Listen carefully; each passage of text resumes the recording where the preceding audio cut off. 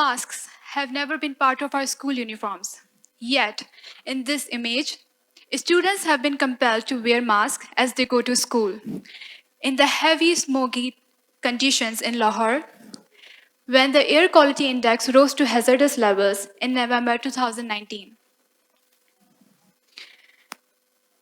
Heavy smoggy conditions once again affected our country's major two cities and several districts, including Lahore and Karachi, which have been ranked one of the among the five most polluted cities of the world.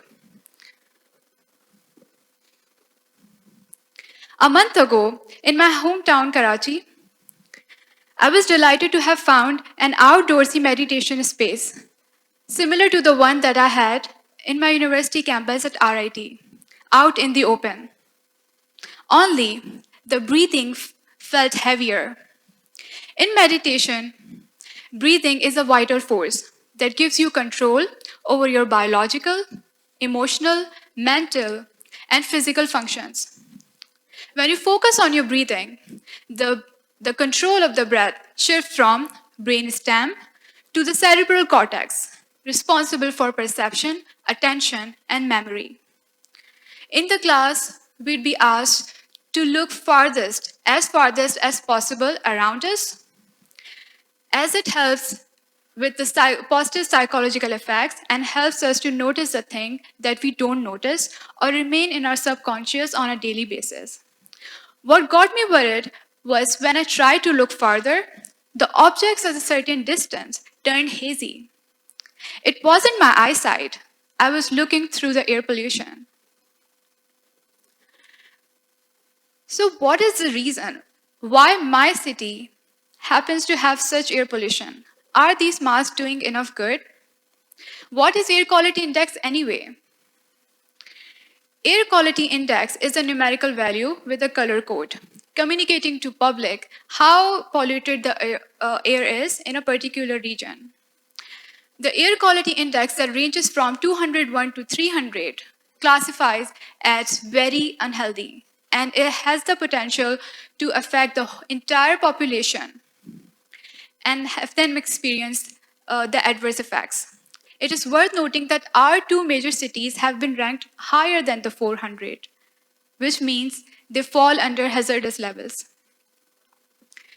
When the, when the concentration of pollutants in the environment rises, the AQI rises. Environment traps these pollutants due to lack of their dilution or less frequent rainfalls.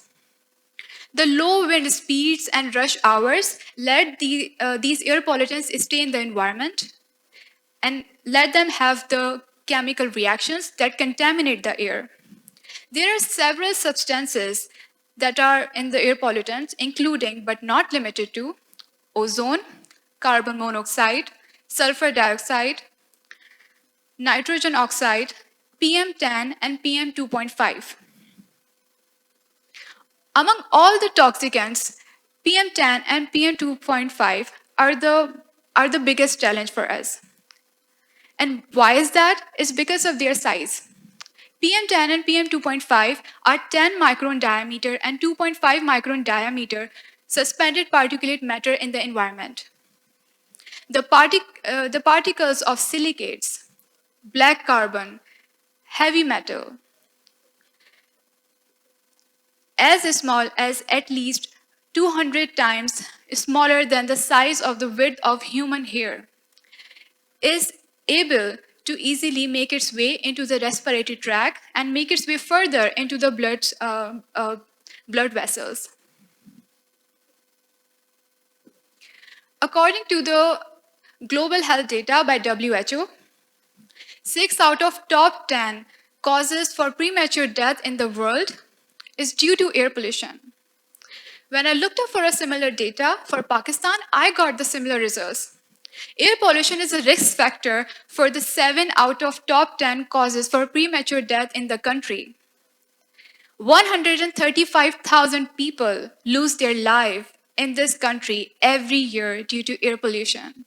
One of the few of the major causes behind these losses are ischemic heart disease, a disease where the heart vessels get narrowed, stroke, where the artery in the brain is blocked, and the oxygen deprived cells start to die within minutes, causing confusion, numbness, and trouble seeing and walking. The COPD, chronic obstructive pulmonary disease, is a progressive lung disease which causes breathlessness.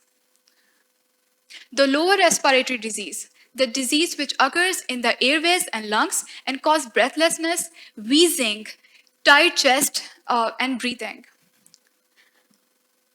The respiratory cancers which occur in the larynx, trachea, bronchus, and lungs.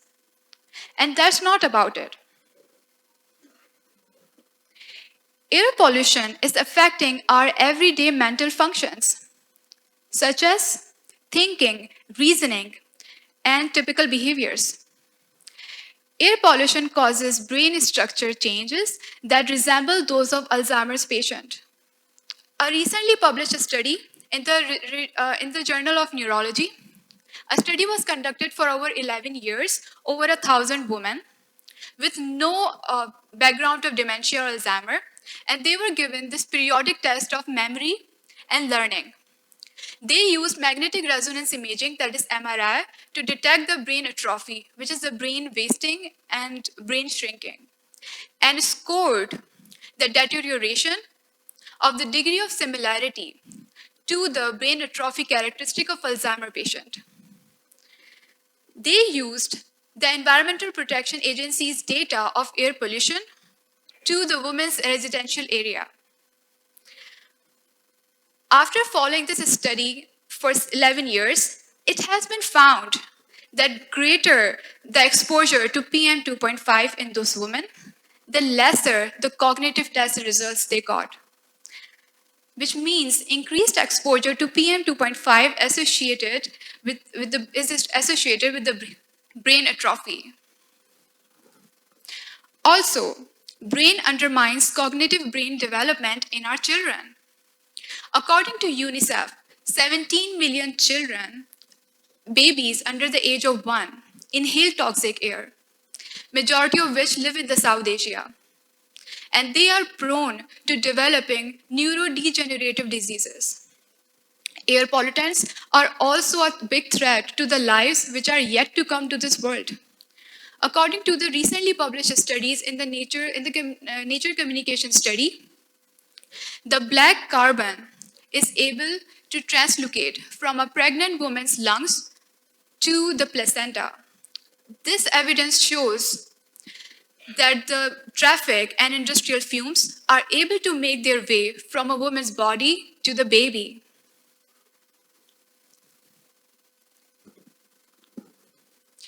Air pollution is a global issue, a byproduct by industrialization and urbanization. The trash that burns at the backyard of your neighbor is going to find its way to your home as well. In this individualistic world, we need to find solutions on the non-individualistic levels. We are all in this together. But the irony with air pollution is we know what the solutions are to be taken to combat it. Few of them are investing in cleaner sources of energies,